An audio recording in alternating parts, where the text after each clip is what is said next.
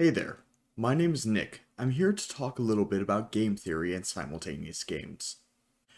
We previously covered the prisoner's dilemma in another video, and in that one, the strategies were pretty clear in the context of minimizing years spent in prison, but there are some other games that are a little bit more complex. First, there's something that I need to point out from the previous video. When we did the prisoner's dilemma, I showed the different actions that would be taken would be considered as a branching tree. This allowed the player to consider the actions of their opponent. But when we play simultaneous games, this is not the case, and the prisoner's dilemma is one of those simultaneous games. What does this mean? In simultaneous games and games with hidden information, a player must consider all of the strategies that their opponent could play.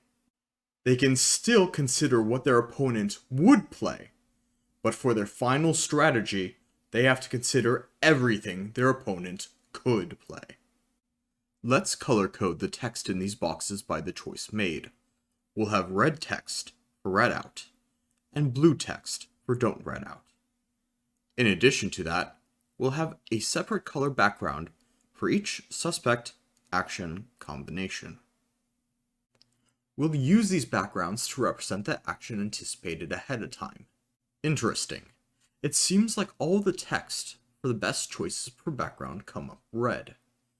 There is no further deliberation to be had. Reading out is always the best choice. That's settled. For every decision where you should read out or not read out your partner in crime, you should always read out. But wait, what happens if we slightly tweak the numbers? See how the backgrounds have shifted? Now that there is a penalty for ratting out, there's no incentive anymore to rat out when your partner doesn't rat out. The story has changed.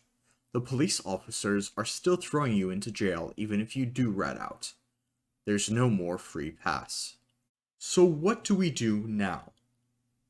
If we knew what our partner was about to do, we know exactly how to respond. But we don't. So why not take a look at the chances that each could happen? Let's assume that Q is a percentage chance that the other suspect rats out. If Q is 100%, we know to rat out. It will happen 100% of the time, and we will get 3 years of prison because of it. If Q is 0%, then if we rat out, we get 2 years of prison because of it. The equation looks something like this. Okay, great. Not ratting out would have a similar equation. This. These are called expected values, which was explained in a previous video. If you haven't watched it yet, I'd suggest doing that after finishing this video. These are the equations we had on the previous slide, now in graphical form. It'll help us to visualize the issues that have yet to be resolved. On the left-hand side, our opponent never rats out. On the right-hand side, our opponent always rats out. We're looking at the number of years in prison resulting from the possible choices made.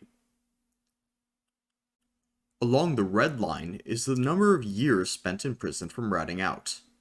On the blue line is the number of years spent in prison from not ratting out. We know we want to minimize our losses, and in this case, our opponent does as well.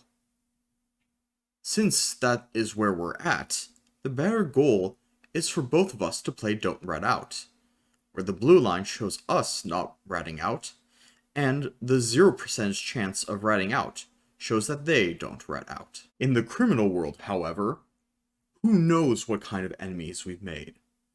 Whose feet did we step on that might have been an ally of the other suspect? What happens if our opponent also wants to maximize our losses? If we choose don't rat out 100% of the time, our opponent could just choose to rat out. They'd see an increase of 1 more year in prison, but we'd see 4 additional years spent in prison. But now, if we both rat out, we both would spend 3 years in prison. Oh no, we're back to the prisoner's dilemma. There is still an incentive to reach that 1 year spent, however, and the other suspect is still incentivized to minimize their losses, even if they want to maximize ours. If we meet at the intersection, neither of our interests outweigh the other. We will be ratting out 33% of the time, while not ratting out 66% of the time, minimizing our losses and maximizing our opponent's losses at the same time, even if that wasn't our original goal. Turns out, you can cooperate, if the incentives are just right. We were finally able to see what a simultaneous game would look like, with no clear strategy. But, before we end this video, there's a few game theory terms I'd like you to be aware of. First off, is the term dominant strategy. This is a strategy that gets played all the time, despite what your opponent picks. In our previous game, ratting out was a dominant strategy. Second of all is the Nash equilibrium. A Nash equilibrium is where when one player plays X and the other player plays Y as their best response, it's going to be the same as someone starting by playing Y and then the opponent playing with X as their best response. Since, no matter which order they play in, they both result in the same scenario, a Nash equilibrium is formed. In our previous example of the prisoner's dilemma, rat out is a Nash equilibrium, because when one person chooses rat out, the other chooses rat out. In this example, not only is rat out Nash equilibrium, but don't rat out is as well, because when someone chooses don't rat out, the best response is to respond with don't rat out. Third is a mixed Nash equilibrium. A mixed Nash equilibrium is where you want to play a Nash equilibrium, but not 100% of the time, because of the choices that your opponent could do to throw off your strategy. In this case, you take a mixed approach to your strategy, and you only choose to do the Nash equilibriums a percentage of the time, thus making a mixed Nash equilibrium. Whoa, that was pretty complex stuff. Thanks for watching. I hope that you learned a little bit more about the core concepts behind solving game theory games.